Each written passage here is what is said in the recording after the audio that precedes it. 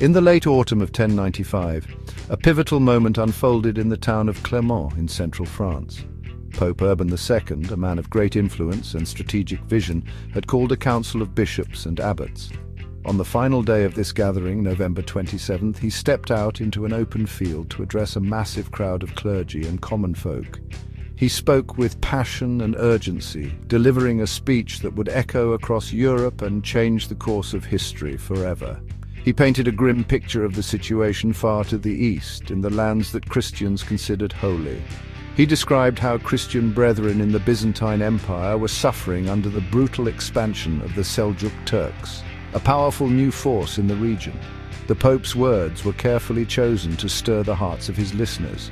He spoke of the sacred city of Jerusalem, the place where Jesus Christ had walked, preached, and been crucified. He told the crowd that this holy city and the very sepulchre of Christ was now in the hands of non-believers. He described, with powerful imagery, how Christian pilgrims traveling to these sacred sites were being attacked, harassed, and even killed. This was an affront to their faith, an insult to God himself. He called upon the knights and nobles of Western Christendom, the men of war, to cease their endless internal conflicts and direct their martial energy towards a greater, holier purpose. To motivate these warriors, Pope Urban II made an unprecedented offer. He promised a plenary indulgence, which meant the complete remission of all penances for past sins for anyone who took up the cause. This was an incredibly powerful spiritual incentive in a deeply religious age where the fear of eternal damnation was very real. He urged them to sew a cross onto their garments as a symbol of their holy vow, a sign that they were soldiers of Christ. This was not to be a war for land or for riches, he declared, but a righteous pilgrimage, an armed mission to reclaim the Holy Land for Christendom and to aid their fellow Christians in the East. The response from the crowd was immediate and overwhelming. A great roar went up, a spontaneous cry that spread like wildfire through the assembled masses. "Deus le veut!" they shouted in Old French, which translates to "God wills it." This became the battle cry of the movement that would soon sweep across the continent. The Pope's call to arms had struck a deep chord, tapping into the religious fervor, the warrior culture, and the social anxieties of the time.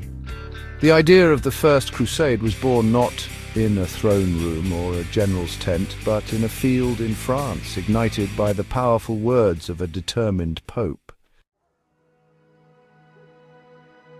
To understand why Pope Urban's call was so successful, we must look at the state of Western Europe in the late 11th century. It was a society undergoing significant transformation. After centuries of decline and instability following the fall of the Roman Empire, Europe was experiencing a period of growth. The population was increasing, new lands were being cleared for farming, and trade was slowly beginning to revive. This created a dynamic yet often restless society. There were many landless younger sons of nobles, trained for war but with limited opportunities to acquire their own fiefdoms at home. These men were a source of constant low-level violence as they fought amongst themselves for status and land. Religion permeated every aspect of life in this era.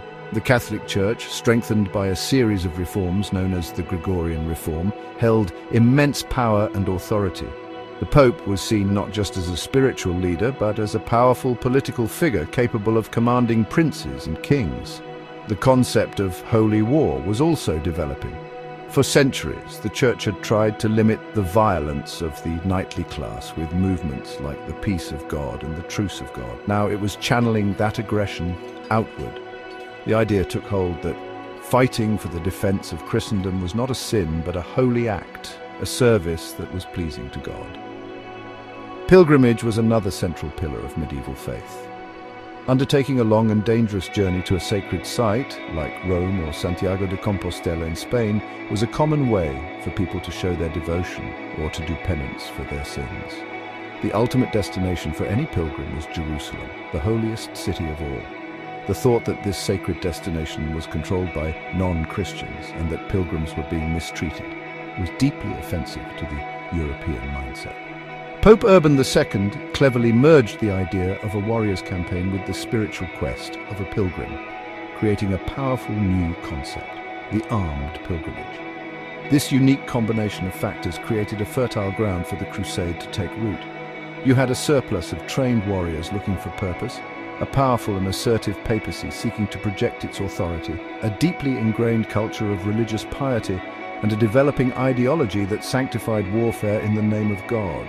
When Urban II issued his call, he was not just launching a new idea, he was providing an outlet for all the pent-up social, military and spiritual energies of late 11th century Europe. The Crusade offered something for everyone: salvation for the soul, glory on the battlefield, and the potential for land and wealth in a distant land. The immediate trigger for Pope Urban's call was a desperate plea for help from the East. The great Byzantine Empire, the eastern remnant of the Roman Empire, was facing a grave threat from a new and formidable enemy, the Seljuk Turks. The Seljuks were a nomadic people from the steppes of Central Asia who had converted to Islam. In the 11th century, they swept westward, conquering Persia and taking control of the Abbasid Caliphate in Baghdad. They were skilled and aggressive warriors who revitalized the military power of the Islamic world and began pushing relentlessly against the frontiers of the Byzantine Empire. A catastrophic turning point occurred in 1071 at the Battle of Manzikert. The Seljuk army, led by Sultan Alp Arslan, inflicted a devastating defeat upon the Byzantine forces and captured the Emperor Romanos, the fourth Diogenes. This battle was a disaster from which the Byzantines would never fully recover. In the years that followed, the Seljuks overran almost the entirety of Asia Minor, the heartland of the Byzantine Empire. This region, known today as Turkey, had been the primary source of manpower and wealth for the empire for centuries. Its loss was a crippling blow, leaving the capital Constantinople dangerously exposed. By the 1090s, the situation was dire. The new Byzantine emperor, Alexius I Comnenus, was a skilled diplomat and general who had managed to stabilize the situation, but his resources were stretched to the limit. He looked to the west for help. He needed trained and disciplined soldiers to help him push back the Seljuk tide and recover his lost territories. He sent envoys to the Pope and to Western leaders, requesting mercenaries to serve in his armies. Alexius likely envisioned a manageable contingent of elite Western knights whom he could pay, command, and use to bolster his own forces. He could never have imagined the massive, chaotic, and independent movement his request would unleash. The Seljuk conquests had also directly impacted Christian pilgrims. While Jerusalem had been under Muslim rule for centuries, the previous Arab rulers had generally tolerated Christian pilgrims. The arrival of the Seljuk Turks changed the dynamic. Their control over the region was less stable, and the routes to the Holy Land became much more dangerous. Stories, perhaps exaggerated for effect by Pope Urban, began to circulate in Europe about atrocities committed against Christians and the desecration of holy sites. This combination of a strategic threat to a fellow Christian empire and a direct offense to Western religious sensibilities created the justification for a massive military intervention. Before the great princes and their professional armies could even begin their preparations, the Pope's message ignited a wildfire of enthusiasm among the common people. This spontaneous and largely disorganized movement became known as the People's Crusade. It was led not by knights but by charismatic preachers, most famously a man known as Peter the Hermit. Peter was a captivating speaker who rode through the villages of France and Germany on a donkey, preaching the crusade with incredible passion. He drew huge crowds of peasants, poor townspeople, and even some low-ranking knights, who were swept up in a wave of religious hysteria. These early bands of crusaders were driven by pure faith and a belief that God would protect them. They lacked the training, the discipline, and the supplies of a proper army. Many sold all their meager possessions, packed their families onto carts, and set out for Jerusalem with little understanding of the immense distance or the dangers that lay ahead. They believed their piety alone would see them through. In the spring of 1096, long before the official departure date set by the Pope, several groups, numbering in the tens of thousands, began their long march eastward across Europe, following the courses of the Rhine and Danube rivers. Their journey was chaotic and fraught with problems. As they moved through Hungary and the Balkans, their lack of supplies forced them to forage and plunder for food, bringing them into conflict with the local populations who were themselves Christians. The Byzantine authorities were shocked and dismayed by the arrival of these unruly mobs. When Peter the Hermit's main group finally reached Constantinople, Emperor Alexius was appalled by their lack of discipline. He hastily ferried them across the Bosporus Strait into Asia Minor, urging them to wait for the main armies. But the Crusaders were impatient and eager for battle and glory. Once in Turkish territory, their lack of military sense proved fatal. Ignoring Peter's advice, a large portion of the force pushed ahead and began raiding the countryside near Nicaea, the Seljuk capital. It was a foolish move. A disciplined Turkish army emerged from the city, ambushed the Crusaders near a village called Sibotus, and completely annihilated them. The vast majority of the People's Crusade was slaughtered. Peter the Hermit, who had been back in Constantinople seeking aid, survived, but his grand popular movement had ended in a tragic and bloody disaster, a grim warning of the brutal realities of the task ahead. While Peter the Hermit's followers marched east, another, more sinister aspect of the crusading fervor was unleashed right in the heart of Europe. Some groups of crusaders, especially those forming in the German Rhineland, interpreted the Pope's call to fight the enemies of Christ in a different and honestly horrific way. Led by figures like Count Emicho of Flonheim, they reasoned that if they were marching thousands of miles to fight non-believers in the east, they should first deal with the enemies they perceived in their own midst. This twisted logic led them to turn their violence against the long-established and prosperous Jewish communities along the Rhine River. Beginning in the spring of 1096, these crusader bands moved through cities like Speyer, Worms and Mainz, perpetrating a series of brutal massacres or pogroms. The Jewish citizens were given a stark and terrible choice: convert to Christianity on the spot or be killed. Local bishops and authorities sometimes tried to intervene, offering protection and sheltering Jewish people in their palaces. But more often than not, the crusading mobs were just too large and too frenzied to be controlled. They stormed the gates and slaughtered men, women and children without mercy. These events marked a horrifying new chapter in the history of anti-Semitism in Europe. The violence was, frankly, shocking in its brutality. In many cases, faced with the impossible choice of abandoning their faith or facing certain death at the hands of the mob, many Jewish communities chose a third, unthinkable option: mass suicide. Accounts from the period describe fathers killing their own children and wives, hoping to prevent them from being captured, tortured, or forcibly converted by the Crusaders. They saw this as a final act of devotion to their faith, a form of martyrdom.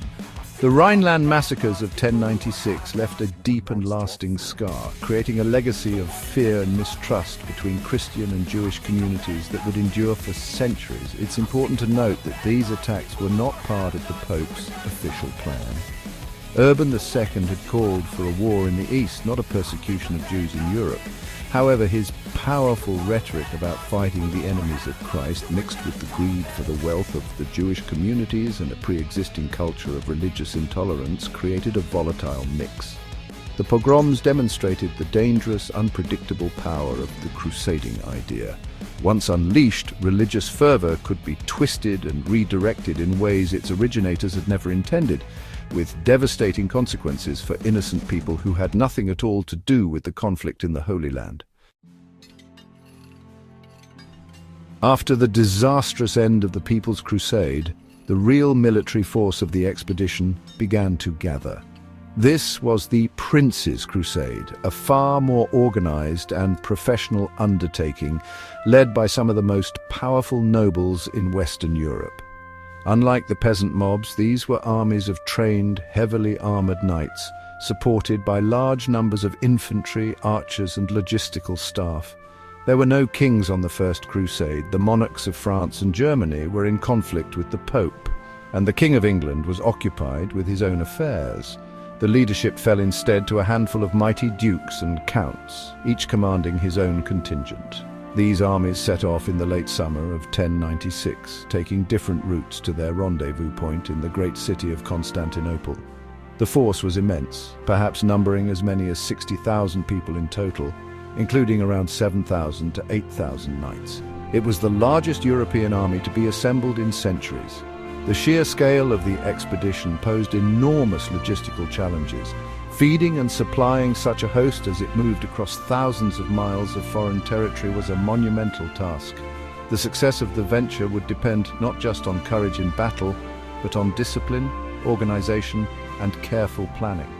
The Crusaders were known to the Byzantines and Muslims of the East by a single name, the Franks. This was because the majority of the most powerful leaders and their followers came from French-speaking lands, primarily France, the Low Countries, and Norman-controlled southern Italy. Although they were united by a common goal and a shared faith, the various contingents were also rivals. Each great lord was proud and ambitious, eager for glory and prestige. This would create tensions and disagreements throughout the campaign, as the leaders vied for command and argued over strategy. A key figure appointed by Pope Urban II to accompany the army was Bishop Adhemar of Le Puy, who served as the papal legate. His role was to be the spiritual leader of the expedition, to maintain its religious focus, and to act as a mediator between the proud and often quarrelsome secular lords. Adhemar was a respected and wise figure who worked to keep the massive army united in purpose. His presence was a constant reminder that this was not merely a war of conquest, but a holy mission sanctioned by the Church, a grand undertaking to fulfill the will of God. The Prince's Crusade was defined by its powerful and ambitious leaders, each a major figure in his own right. One of the most prominent was Godfrey of Bouillon, the Duke of Lower Lorraine, a territory in the Holy Roman Empire. Godfrey was a pious and respected warrior known for his strength and leadership. He sold or mortgaged much of his land to finance his large and well-equipped army, which included his two brothers, Eustace and Baldwin of Boulogne. Godfrey's contingent travelled overland through Hungary, following the path of the earlier People's Crusade, but with far greater discipline and success. Another major contingent came from the Normans of southern Italy, led by the formidable Bohemond of Taranto. Bohemond was the son of Robert Guiscard, a Norman adventurer who had carved out a kingdom for himself in Italy and had spent years fighting the Byzantine Empire.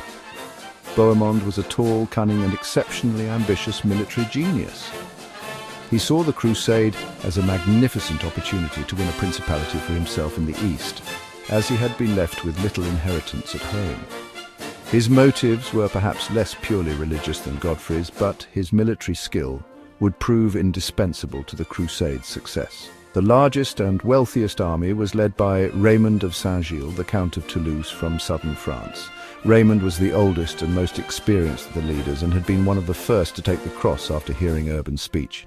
He was deeply devout, but also immensely proud and determined to be the overall commander of the expedition, a role that the other princes were unwilling to grant him. He travelled with the papal legate, Bishop Adhemar, which gave his contingent a special status, but his wealth and power often brought him into conflict with the other leaders, particularly the equally ambitious Bohemond. A fourth major force came from northern France, a combined army led by several powerful nobles. These included Robert, Duke of Normandy, the eldest son of William the Conqueror, the wealthy Stephen, Count of Blois, who was William the Conqueror's son-in-law, and Robert II, Count of Flanders. These men were great lords in their own right, bringing with them their households of knights and soldiers. Together, these four main armies represented the martial elite of Western Europe. They were a formidable collection of military talent, wealth and ambition, all converging on Constantinople, the gateway to the east, with the shared goal of conquering Jerusalem. As the various Crusader armies began to arrive at Constantinople between the autumn of 1096 and the spring of 1097, Emperor Alexius I Comnenus found himself in a difficult position. He had asked for a small force of professional mercenaries to help him fight the Turks, but what he got was an immense independent host of proud and powerful Western nobles, each with his own army and his own ambitions. The sheer number of Franks camped outside the walls of his capital was a potential threat to his own city and empire. He had to handle the situation with extreme care and masterful diplomacy. Alexius's primary goal was to use this unexpected military force for his own strategic benefit. He needed to ensure that any former Byzantine lands the Crusaders reconquered from the Turks would be returned to his control. To achieve this, he demanded that each of the Crusader leaders swear an oath of fealty to him. He wanted them to promise to act as his vassals while in his former territories, and to hand over any captured cities, like Nicaea or Antioch, to his representatives. He also promised to supply them with food, guides, and a Byzantine military contingent in return for their cooperation. This demand for an oath caused considerable friction. The Western lords were proud men who considered themselves independent rulers, not servants of a foreign emperor. Godfrey of Bouillon initially refused to take the oath, leading to a tense standoff that almost resulted in armed conflict. However, after a combination of pressure and lavish gifts from Alexius, he and most of the other leaders eventually agreed to swear. They did so reluctantly, seeing it as a necessary evil to secure the supplies and support they needed to cross into Asia. Bohemond of Taranto, ever the pragmatist, swore the oath eagerly, hoping to win the emperor's favor and secure a command for himself. Only Raymond of Toulouse refused the full oath, offering instead a modified promise to respect the emperor's life and honor. Once the oaths were secured, Alexius began the complex logistical task of transporting the massive Crusader army, section by section, across the Bosporus Strait and into Asia Minor. He was likely relieved to have the volatile armies out of his capital's immediate vicinity. This encounter in Constantinople highlighted the deep cultural and political gulf between the Latin West and the Greek East. The Crusaders saw Alexius as shifty and untrustworthy, while the emperor viewed the Western knights as unsophisticated, greedy, and dangerously unpredictable. This mutual suspicion would plague the relationship between the Crusaders and the Byzantines throughout the campaign and for centuries to come. The arrival of the Crusader princes in Asia Minor in the spring of 1097 marked the true beginning of the military campaign. With Byzantine support, they laid siege to the Seljuk capital of Nicaea. After a long siege, the city surrendered, not to the Crusaders but directly to the Byzantines, a clever move by Emperor Alexius that further angered the Western leaders who had hoped to plunder it. From there, they began the arduous march across the arid plains of Anatolia. They won a major victory against a Turkish army at the Battle of Dorylaeum, which secured their passage. But the journey was incredibly harsh, with thousands dying from heat, starvation, and thirst. The campaign saw the first territorial gains for the Crusader leaders. Baldwin of Boulogne left the main army and traveled east to Edessa, where he established himself as the ruler, creating the first of the Crusader states. The main army, meanwhile, faced its greatest challenge at the ancient city of Antioch. The siege lasted for 8 brutal months, and just after the Crusaders finally took the city through treachery, they were themselves besieged by a massive Turkish relief army. Trapped and starving, their morale hit rock bottom until the timely discovery of a relic, the Holy Lance, revitalized their spirits. In a desperate battle, they charged out of the city and miraculously defeated the much larger Turkish force. After the victory at Antioch, Bohemond of Taranto stayed behind, claiming the city for himself and establishing the Second Crusader state, the Principality of Antioch. This was in direct violation of his oath to Emperor Alexius. The remaining army, now under the unofficial leadership of Raymond of Toulouse, finally marched south towards their ultimate goal, Jerusalem. In the summer of 1099, nearly 3 years after they had left their homes, the exhausted but determined Crusaders stood before the walls of the Holy City. After a short siege, they stormed the walls on July 15th, 1099, and captured the city, an event followed by a brutal massacre of its Muslim and Jewish inhabitants. The successful capture of Jerusalem was the triumphant climax of the First Crusade. The Crusaders had achieved what had seemed impossible. They established the Kingdom of Jerusalem, with Godfrey of Bouillon chosen as its first ruler, though he humbly took the title Advocate of the Holy Sepulchre rather than king. The First Crusade was a major turning point. It temporarily reversed the tide of Islamic expansion, established a Christian military presence in the heart of the Middle East for nearly 200 years, and fundamentally reshaped the relationship between the Islamic world and Christian Europe. It unleashed forces of religious fervor and violence that would lead to centuries of conflict, forever changing the world.